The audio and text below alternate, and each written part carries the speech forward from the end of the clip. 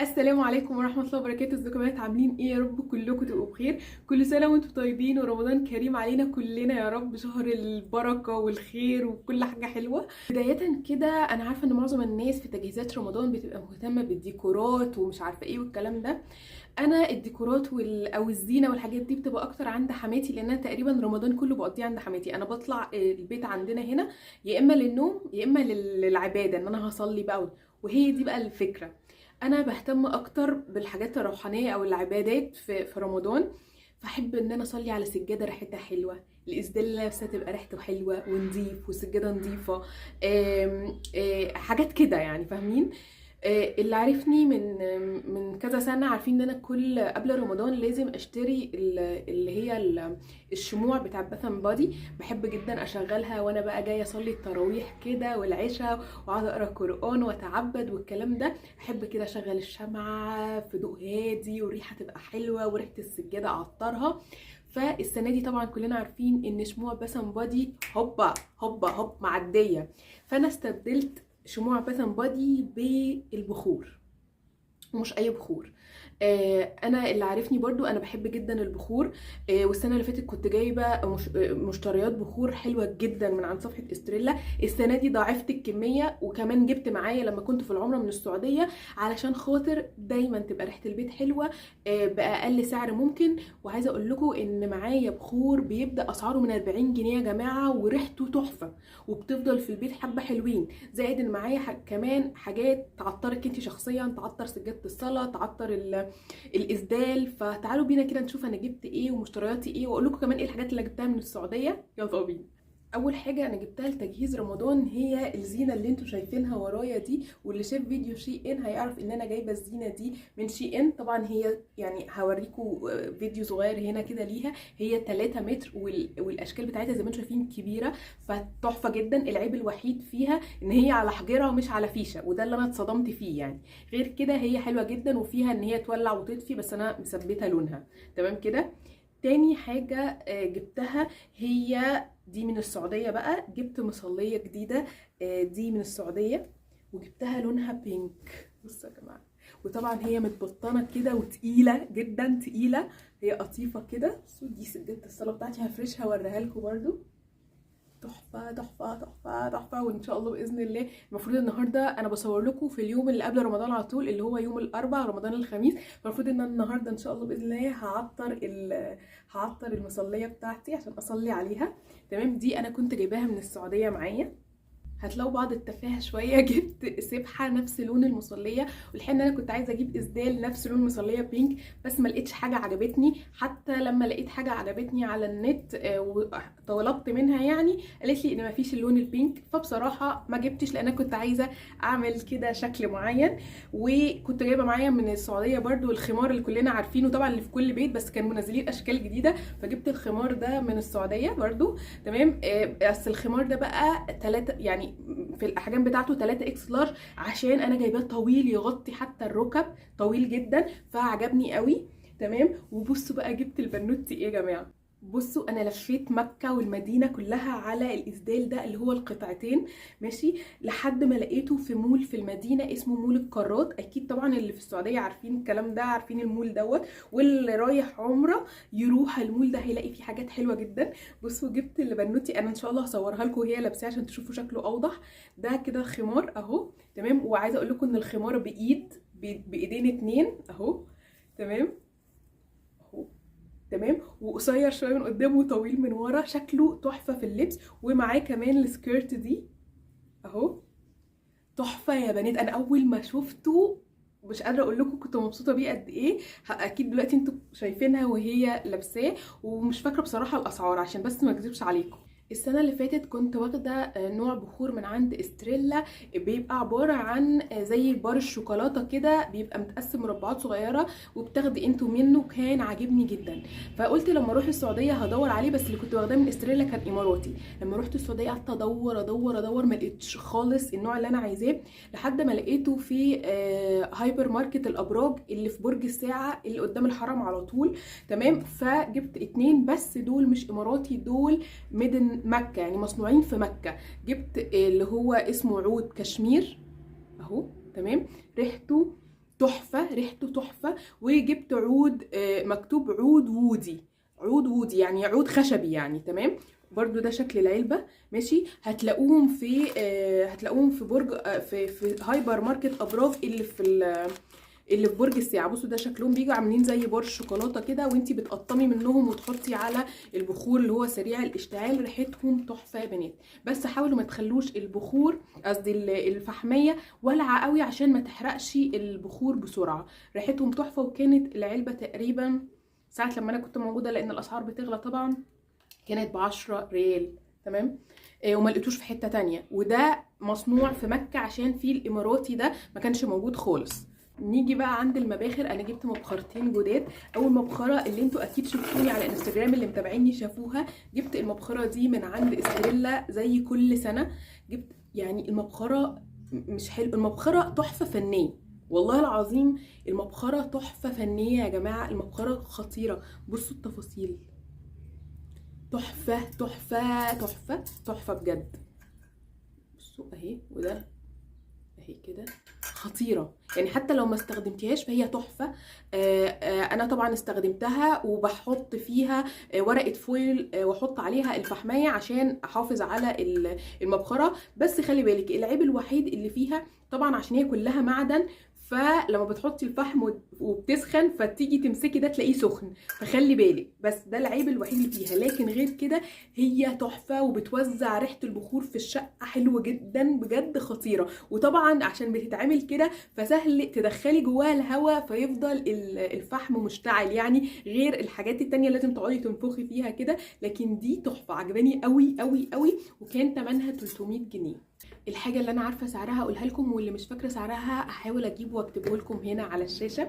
اللي عارف ان السنه اللي فاتت كنت جايبه مبخره خشب من عند استريلا. بجد يا جماعه المباخر الخشب عمليه جدا جدا جدا جدا. اكتر مباخر عمليه هي المباخر الخشب. يعني تقريبا انا طول السنه كنت بستخدم اللي انا جايباها السنه اللي فاتت، والبنات اللي جابتها كانوا مبسوطين بيها جدا وشكروني عليها.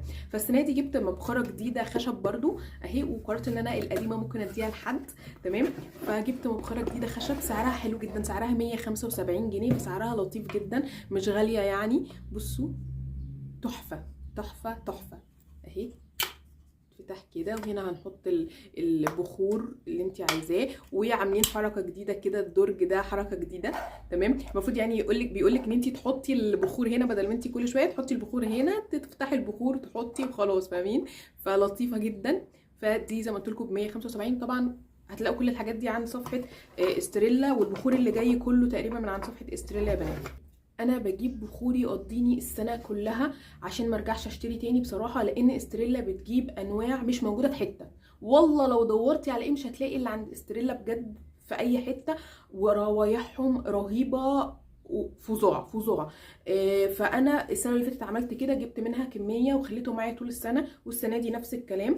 فبصوا بقى جبت اول حاجه كمان، جبت المسكه بتاعه البخور والفحم اللي هو سريع الاشتعال. دي لطيفه جدا، شكلها كتير قوي. دي كانت ب 45 جنيه اهي. بصوا عسل جدا يعني، كيوت قوي، تمام. وبصوا بقى زي ما قلت لكم بقى، ده الاماراتي، ده اللي هو الاماراتي، ماشي. جبت منها بخور اسمه شمس الامارات وزهور الريف، تمام. والعود الابيض.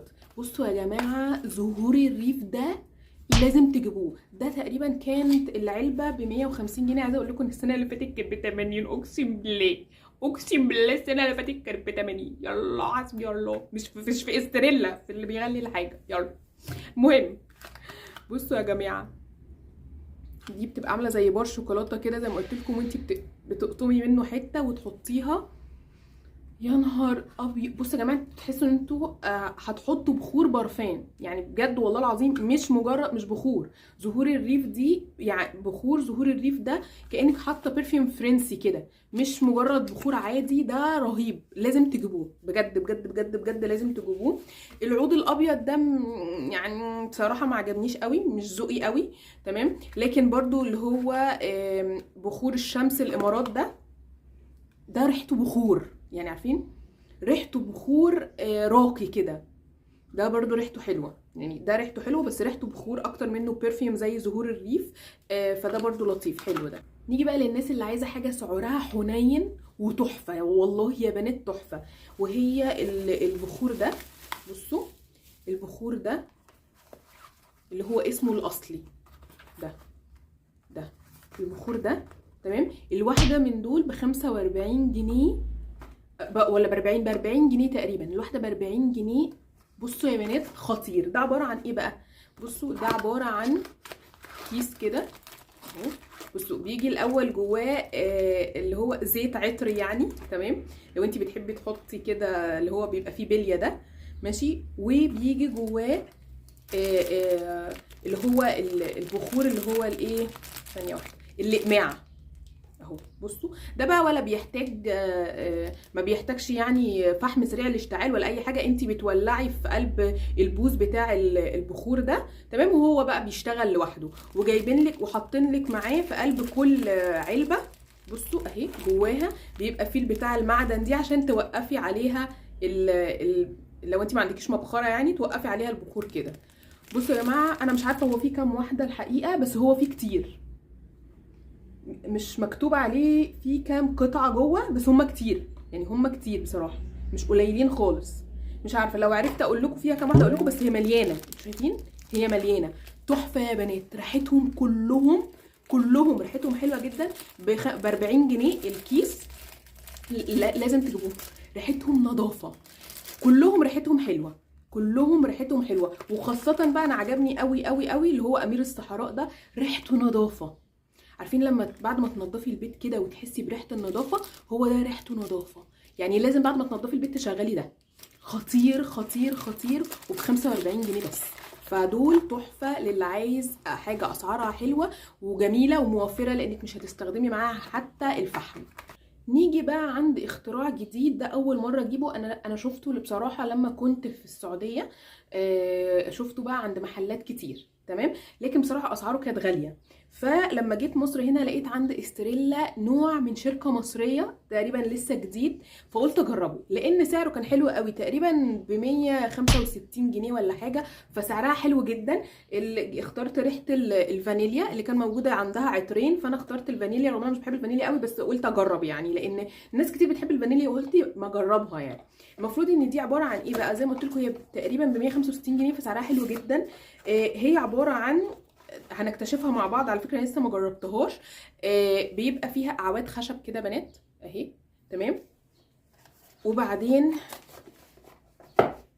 طبعا اللي مجربها عارف ان السعر اللي انا بقوله ده سعر خرافي يعني. ونشجع بالمره المنتجات المصريه، تمام. وده العطر، الزيت العطري، تمام. كل اللي احنا بنعمله ان احنا بندخل الاعواد دي جوه الزيت العطري، تمام. بنرشقها كده وتخش جوه الزيت العطري، وتبتدي الاعواد دي تمتص الزيت العطري وتنشر الريحه في المكان. ودي ولا بتشيليها ولا بتطفيها ولا اي حاجه، بتسيبيها في المكان هي بتفضل تطلع الروايح كده، تمام. ومجرد ما الزيت بيوصل لنص العصايه، وده بيبقى مثلا في حدود اسبوع او اسبوعين، بتبتدي تاخدي العود وتبتدي تقلبيه الناحيه الثانيه. فانا لسه ما جربتهاش، هجرب وهقول لكم رايي فيها ايه، لان سعرها تحفه يعني. اللي عارف المبخره دي يا جماعه يلحق يجرب، لان السعر ده رهيب بالنسبه للاسعار اللي انا شفتها في السعوديه.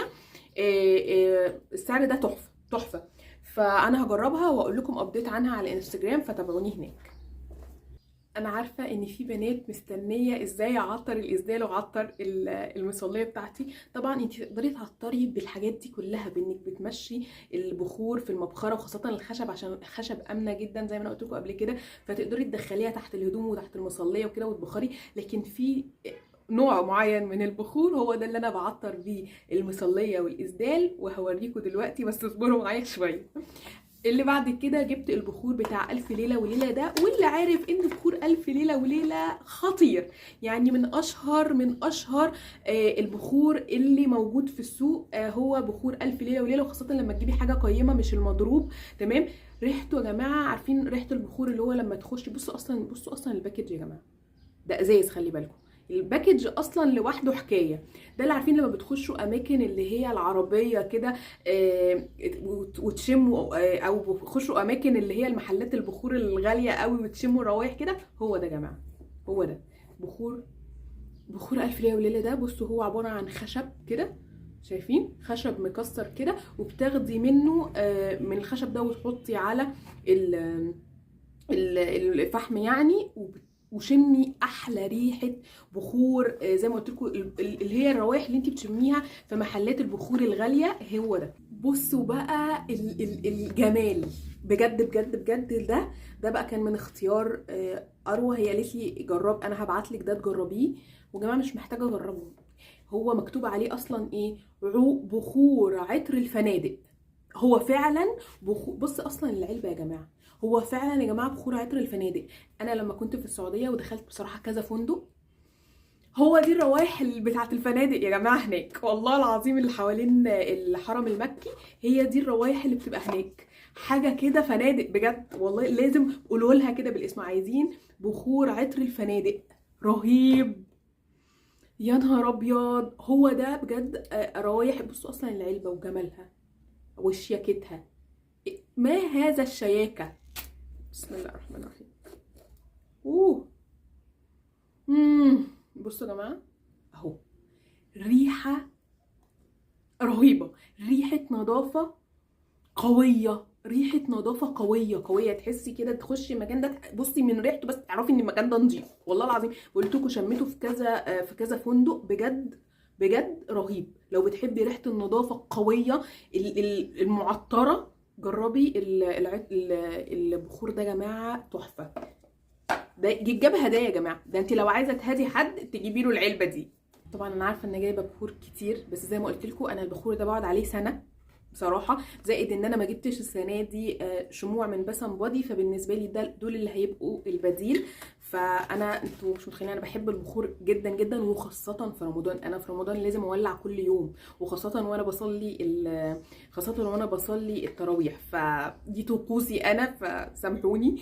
بصوا جه بعد كده اخر بقى حاجه في البخور دوت، جبت اللي هو العود الهرمي. انا على فكره بحب البخور الهرمي جدا، لانه سريع منجز، بدل بقى لسه اقعد احط فحم وفحمايه وبتاع، هو هرم من دول بولعه وانساه، فاهمين؟ فجبت ده برضو هرمي، بيجي معاه البتاع الفخار دي، على اساس انتي برضو توقفي عليه الهرم. كيوت قوي، حلوه قوي بجد.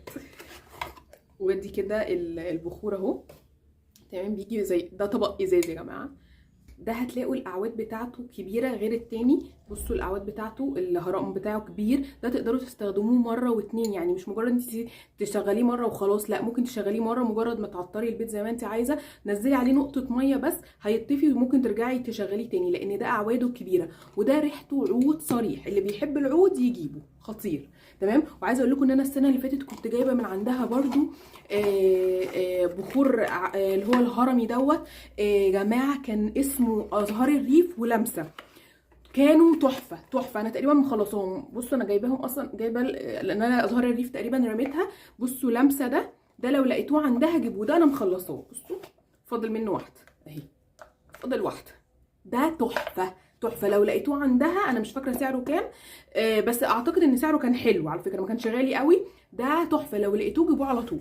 اخر بقى حاجه، وهي دي اللي انا عايزه اكلمكم عليها، هي الزيوت العطريه. الزيوت العطريه دي يا جماعه اختراع اختراع اختراع. الزيوت العطريه دي بالنسبه لي هي البديل للشموع بتاعه بسم بادي ووركس. ليه بقى؟ لانها عباره عن برفيوم، وبنفس الوقت انت بتعمليه بخور. ازاي؟ هقول لكم. بصوا يا بنات، دي هي الزيوت العطريه. انا جايبه خمس عطور. انا السنه اللي فاتت كنت جايبه عطر اسمه تشيلز، اللي فاكر واللي اشتراه عارف انا بتكلم على ايه. رهيب، ولو لقيتوا عندها تشيلز ده تشتروه انتوا مغمضين. رهيب رهيب رهيب. قلت اجرب بقى روايح جديده السنه دي. مثلا يا بنات العطر بتاع لمسه ده ريحته فواكه، ريحته فواكه فواكه، يعني فروتي جدا. لو انت بتحبي الحاجات الفروتي جيبي لمسه، ده خطير. بتعملي بيه ايه بقى؟ لو انت عايزه تعطري الاسدال بتاعك او تعطري نفسك، اول حاجه تبقي فاهمه ان ده زيت، يعني ممكن يبقع. مثلا انا بحطه على اماكن النبض هنا تحت الودان، بحطه هنا كده، بحطه في الكيعان، وممكن احطه كمان هنا في الحته دي كده. بصوا يا جماعه، انت مش هتفضلي يعني مش هتشمي حاجه في الوجود غير ريحه نفسك لمده 5 6 7 ساعات كده. بجد بجد هتفضلي شامه نفسك بطريقه مش طبيعيه، هتعرقي ريحه بمعنى اصح، كل ما تعرقي كل ما هتشمي ريحتك اكتر. رهيب. مجرد ما بتلبسي الاسدال على الكلام ده، الاسدال بياخد من الريحه، او تقدري تقطري الاسدال بيها بلمسه بسيطه كده من جوه، هيفضل الاسدال ريحته كده على طول. ونفس الكلام في المصليه، بعطر المصليه بيه. تاني حاجه بقى ازاي بستخدمه بديل الريحه بتاعه باث اند بادي ووركس. يا جماعه بنجيب، اللي عارف السنه اللي فاتت انا كنت مشتريه من عند اروى برضو، مش عارفه السنه دي عندها ولا لا، اللي هي المبخره الفخار دي. بصوا انا عندي كل انواع المباخر، زي ما قلت لكم انا عندي ادمان للموضوع ده رهيب. كنت مشتريه منها السنه اللي فاتت، اللي هي المبخره الفخار دي، مبخره للزيوت العطريه مخصوصه. بنعمل ايه بقى؟ بنحط هنا نقطتين من الزيت العطري، ايا كان الزيت العطري اللي انت عايزاه، بتنقطي هنا نقطتين 3 كده، وبعدين تكملي بقيه الحوض ده بالميه، وبتولعي الشمع ده، لازم يكون عندك الشمع الصغنن ده، بتولعيه وتحطيه. وبقى شمي احلى ريحه، اجدع من اجدع شمعة باث اند بادي ووركس. يعني تقدري تجيبي الروائح اللي انت بتحبيها تمام وتعمليها بخور. فظيعه فظيعه فظيعه فظيعه فظيعه فظيعه، والريحه بتاعتها قويه، وبتفضل في الاوضه اللي انت فيها حبه حلوين. بجد يا جماعه اختراع الزيوت العطريه دي، سواء في تعطير نفسك، سواء في تعطير اللبس، سواء في تعطير سجاده الصلاه، او حتى انك تستخدميها كبخور. خطيره خطيره خطيره. الزيت العطري تقريبا كان ب100 وحاجه، برضو الزيت العطري كان ب100 وحاجه، بس مش بيعدي ال150 جنيه يعني تقريبا. وبيقعد معاكي كتير. يعني الازازه شايفين الازازه دي هتقعد معاكي كتير جدا يا جماعه. احنا الزيت العطري ده بتتعاملي معاه بالنقط، نقطه هنا ونقطه هنا ونقطتين في قلب المبخره، فده الازازه دي بتقعد معاكي حبه حلوين يعني. انا مش عارفه طبعا كل الروايح ايه، بس زي ما قلت لكم اللي هو لمسه ده عباره عن فواكه صريحه. مثلا توت نكتار ده عباره عن ريحه توت، عباره عن ريحه توت، ما فيهوش كلام، صريح جدا تمام. رغبه ده عباره عن ريحه الروائح الفرنساوي ماشي، مع شويه ريحه فروتي كده تمام. فده تحفه، رغبه ده خطير برضو تمام. نيجي بعد كده عند مذهله وصبايا تمام. واحده فيهم استنوا هشموهم اقول لكم. بصوا انا ريحه مذهله دي انا مش عارفه هي ريحه ايه، بس هي ريحه تقيله جدا، وانا ما بحبش الروائح التقيله قوي كده. فلو انت من الناس اللي بتحبي الروائح التقيله فهتحبي مذهله. انا بالنسبه لي ما بحبش الروائح التقيله قوي. اما صبايا ده فانا ريحه حلوه، بس انا مش عارفه هي ريحه ايه، بس انا حاسه ان فيها ليمون على شويه فواكه، على حاجه بقى من الحاجات اللي هي مسك، عود، حاجه كده يعني، فاهمين؟ فبس صبايا ده حلو برضه، لكن الوحيد كلهم عجبوني جدا الا مذهله، ده تقيل بالنسبه للروائح اللي انا بحبها، تقيل قوي بالنسبه لي. غير كده انا كده خلصت. دي هي مشترياتي والحاجات اللي انا جبتها، اللي زي ما قلت لكم الحاجات دي انا بقعد عليها سنه كامله، والسنه دي الكميه زادت شويه مني علشان خاطر زي ما قلت لكم انا ما اشتريتش السنه دي شموع باث اند بادي، فدي كانت البديل بالنسبه لي. فيا رب تكونوا استمتعتوا معايا بالفيديو. والحاجات دي كلها هتلاقوها متوفره عند، طبعا اللي مش من السعوديه يعني، هتلاقوها متوفره كلها عند استريلا، وعندها حاجات تانية. وعايزه اقول لكم ان عندها اشكال مباخر تانية بالعبيط بالعبيط، هتلاقوا اشكال واسعارها كويسه جدا جدا جدا يا بنات. فان شاء الله باذن الله هتلاقي ايا كان البادجت بتاعك هتلاقي المناسب ليكي.